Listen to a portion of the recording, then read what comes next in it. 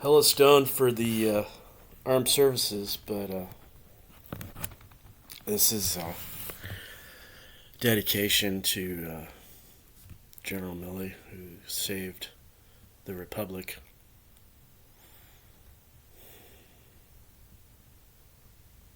Um, on that day, Trump went out and he wanted to call out the troops, and the general said, stuff it.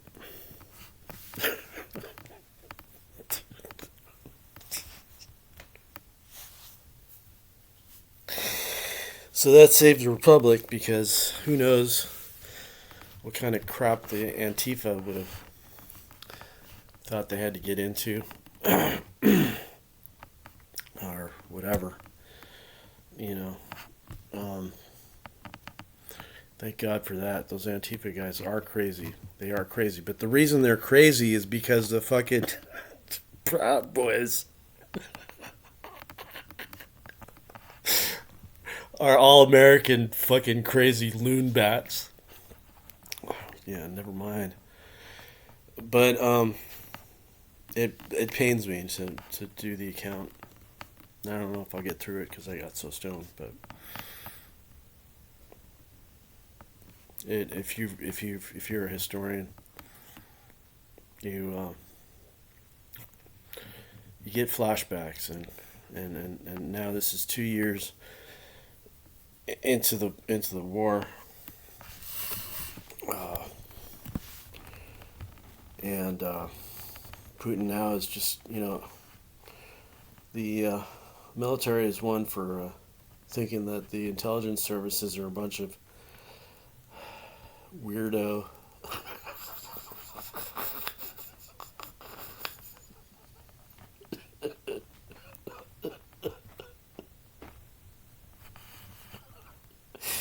Sorry.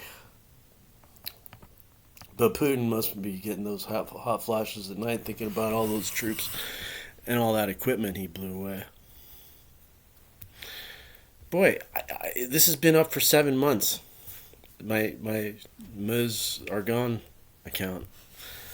Um, I don't know. The tragedy of war. But, I mean, good thing for the Ukrainians. The Russians are just, oh my God. But, Beaumont, Hamel, July 1st, 1916. Of all the battles that the Newfoundland Regiment fought during the First World War, none was as devastating or as defining as the first day of the Battle of the Somme.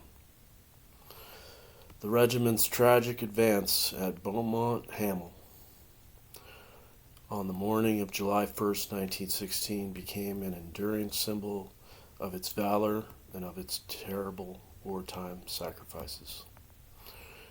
The events of that day were forever seared into the cultural memory of the Newfoundland and Labrador people. And there's a picture of the trench.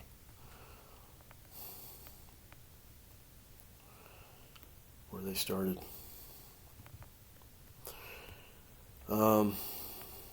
So, St. John's Road Support Trench.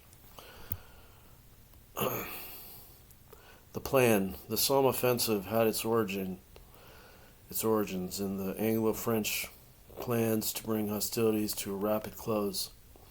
At the end of 1915, the war was going badly for the Allies. The Gallipoli campaign had been a failure, the Eastern Front was in disarray, and the Western Front was locked in a stalemate.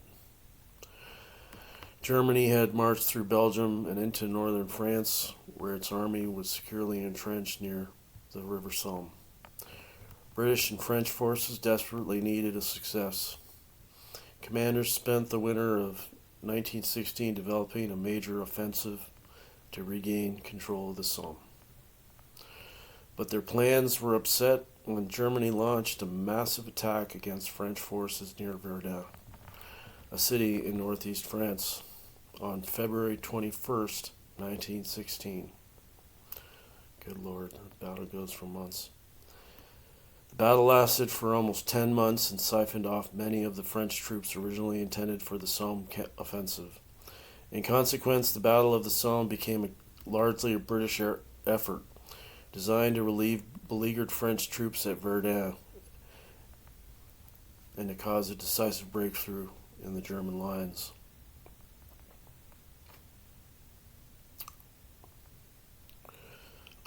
And as a picture, as a Battle of Verdun, 1916, a German soldier aims his rifle from a shallow fold in the ground near Fort Vaux with a dead French soldier on his left.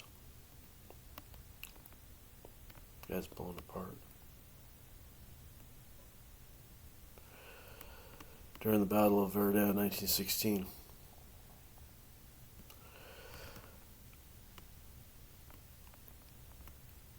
The Newfoundland Regiment, still with the 88th Brigade of the 29th Division, received word on February 25, 1916, that it would be part of the Somme offensive. It departed Egypt on March 14, 1916, and arrived at France 8 days later. For the next 3 months, it readied for combat. Men trained rigorously, did tours of duty on the front line, dug trenches, strengthened defenses, and observed the enemy. Although the battle would not begin until July 1st, the months leading up to it were dangerous. The Germans often shelled Allied trenches, and snipers were another threat. On April 24th, the regiment sustained 5 casualties when German bullets wounded 4 men and killed Private George Curnew. He was 19 years old. More casualties followed in the coming weeks. Battle approaches. As the date of the battle approached, the men of the Newfoundland Regiment grew apprehensive. There seems to be a strange pensiveness about everything, and we are all strangely thoughtful about the great push, Lieutenant Owen Steele wrote in his diary on June 20th. And he also expressed a confidence in the strength of the Allied forces and found comfort in a shared sense of purpose and duty. Everyone seemed so cool about it all, quietly preparing for what is going to be the greatest attack in the history of the world, and very possibly the greatest will ever be. He wrote on June 23rd, "We only hope that it may be a very strong factor in bringing an early end to the war." There's Lieutenant Owen Steele. Yeah, he's got the wrapped, the wrappings around his calves, leg wrappings.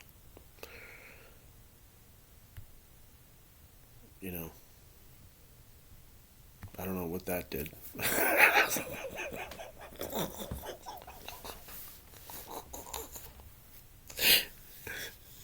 Just felt, like armor.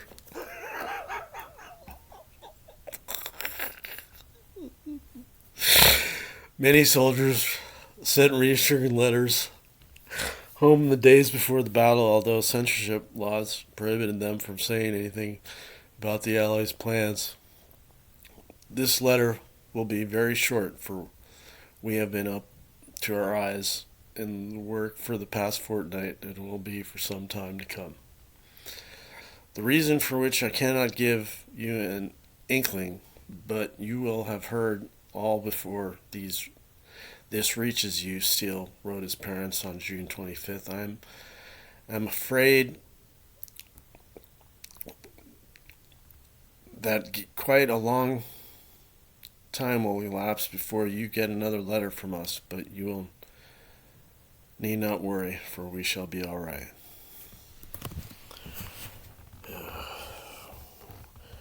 Like I said, it's painful. These accounts are so painful. Private Francis Lynn's letter to the Daily News on June 29th was filled with reassuring bravado, which masked any anxiety or fear he may have had. No pen could describe what it is like, how calmly one stands and faces death, jokes and laughs. Everything is just a day an everyday occurrence. You are mud covered, dry, and caked. Perhaps you look like the chap next to you and laugh at the state he is in. Then you look down at your own clothes, and then other fellow laughs. Then a whiz bang comes across and misses both of you, and you both laugh together.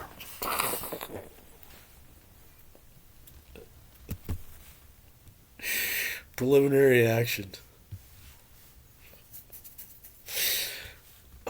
On June 24th, the Allied powers bombarded German lines with artillery.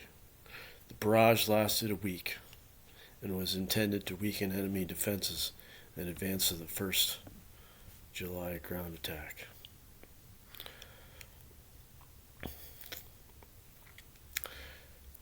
There's an enemy shell. Boom. Jesus Christ. I've never been to war. Look at me. Boom.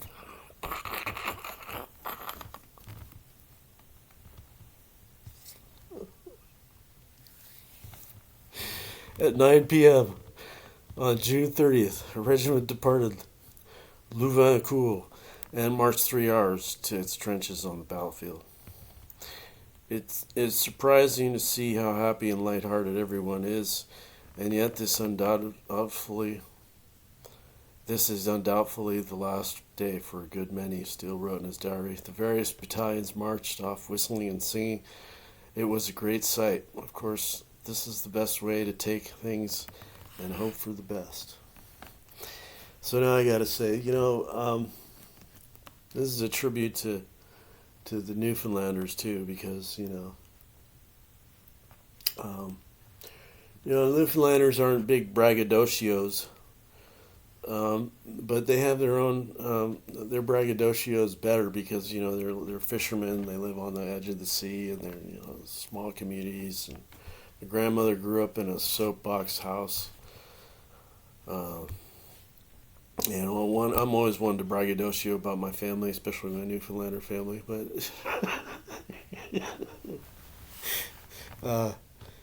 her grandfather might have had some kind of sailing little sloop or whatever. Who knows? But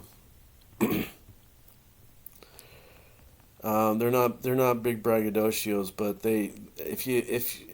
I don't know. I think all Newfies have a right to be braggadocio if they live somewhere else, because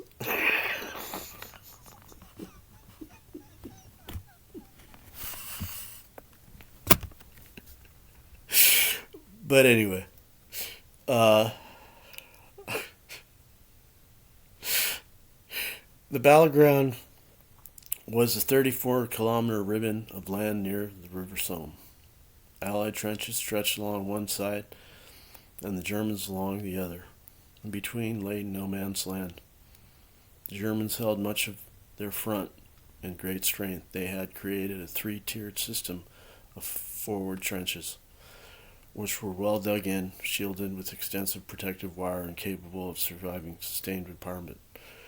Beyond that, at ranges between 200 and 5,000 meters, 2,000 and 5,000 meters, the Germans had constructed a second line of trenches that were working farther back on yet a third. This network of heavily defended lines presented a formidable obstacle to any attacking force. How many miles is that? Can't show you the picture. Damn. Outside of Albert. Goes further north and somewhat south from Albert. And on the road to Bapaume.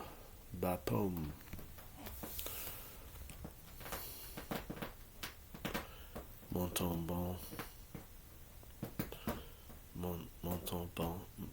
Montauban. And Beaumont, Hamel.